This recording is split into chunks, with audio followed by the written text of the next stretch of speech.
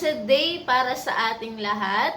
Ano man ang bawat sitwasyon or kalusugan na meron po tayo, I hope po na kayo po ay nasa mabuting pangangatawan, although apektado tayo ng panahon na meron po tayo. So, maraming salamat sa buhay ng bawat isa sa araw na to.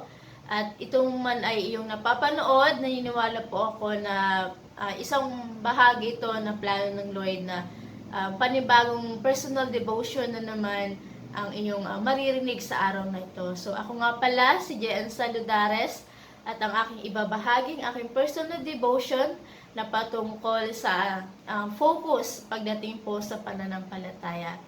Ayan, so I hope na maintindihan mo kung ano nga ba ang mensahe ng Lord patungkol sa focus sa ating pananampalataya bilang mga anak ng Lord. At bagong lahat ng yan, aking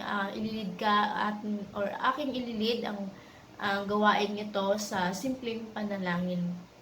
Lord, we thank you for this morning. Pagpalain niyo po ang inyong salita na anumang panahon at oras, naniniwala po ako na hindi po ito aksidente.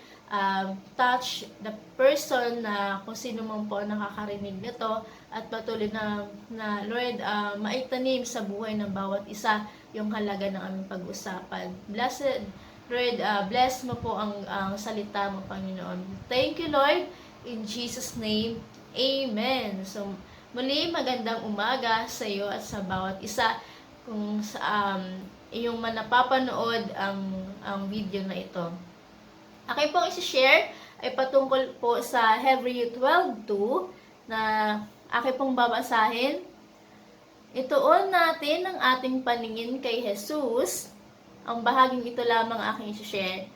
Ituon natin ang ating paningin kay Jesus. Sa Kanya nakasalalay ang ating pananampalataya mula sa simula hanggang katapusan. Dahil sa kagalakang naghihintay sa Kanya, hindi niya inalintana ang kahihiyan ng pagkamatay sa krus at siya ngayon ay nakaupo sa kanan ng trono ng Diyos. Aking ibabahagi lamang yung bahaging ito sa unang part. Ituon natin ang ating paningin kay Jesus. Alam niyo po sa panahon natin, marami tayong pwedeng maging focus Focus sa pag-aaral, focus sa trabaho, focus sa ministry, focus sa tao. Ayun po, 'di ba? Sino pong realidad na meron po tayo sa buhay.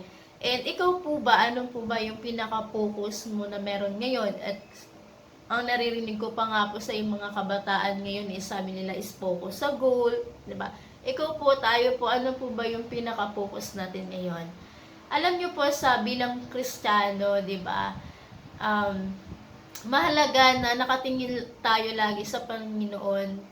Ano man yung mga sitwasyon na meron tayo, ano man yung mga problemang meron tayo, ano man yung mga unperfectional na nakikita natin sa ugali ng tao, talagang nangyayari po yun sa realidad. Ngunit, kamusta po yung ating pananampalataya? Saan pa ba ito patuloy na tumitingin?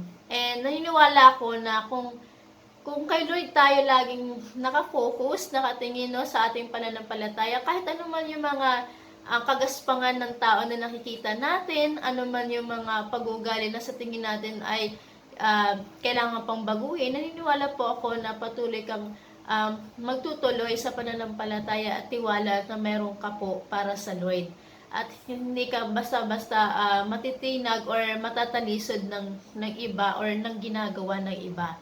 And I hope po na sa tingin makatulong po ang video na to, makatulong po yung personal devotion na to sa bawat isa na sa tingin natin, hindi natin alam kung saan ba dapat tayo nakatingin, ano ba dapat yung focus natin, ano ba dapat nating tingnan para makapagpatuloy tayo. Kasi alam ko po yung pakiramdam na nahihirapan din tayo magpatuloy dahil sa maraming mga kailangan nating pagfocusang bagay. So, isang bagay po na kailangan natin sa umagang nitong malaman is yung ituon lang natin yung ating isipan kay Lord. Patungkol sa ating mga pananampalataya, Lord, kung sakali man na tingin natin sa panalangin, Lord, marami man akong struggle, marami man po mga trabaho o marami man problema na parang bumabalot na lang sa isipan ko, lumalamon na lang sa pagkatao ko. Okay, ituon lang natin yung ating isipan sa Lord. Okay, huwag tayo tumingin sa kahinaan ng tao, ng kapwa nating Kristiyano. Huwag tayong tumingin sa hindi magandang gawain ng iba. Kundi sikapin natin na lagi tayong nakatuon sa pananampalataya natin kay Lord. Okay, sabi nga 'di ba, uulitin ko po, sabi doon na ituon natin ang ating paningin kay Jesus. Bakit kailangan natin ituon yon? Kasi alam ng Lord na maraming pwedeng makatisod, makahadlang para tayo ay magpatuloy, 'di ba, sa ating faith kay Lord. Maraming pwedeng sitwasyon na pwedeng magpumigil para hindi tayo magtuloy na magtiwala sa Kanya. So marami pong mga bagay, pero dalangin ko po na sana ay anuman ang mga sitwasyon na meron po tayo sa buhay ay magtuon lang tayo or mag-focus lang tayo doon sa kakayahan na pwedeng gawin ng Lord at hindi sa mga tao na may limitasyon lamang at kailangan lang talaga natin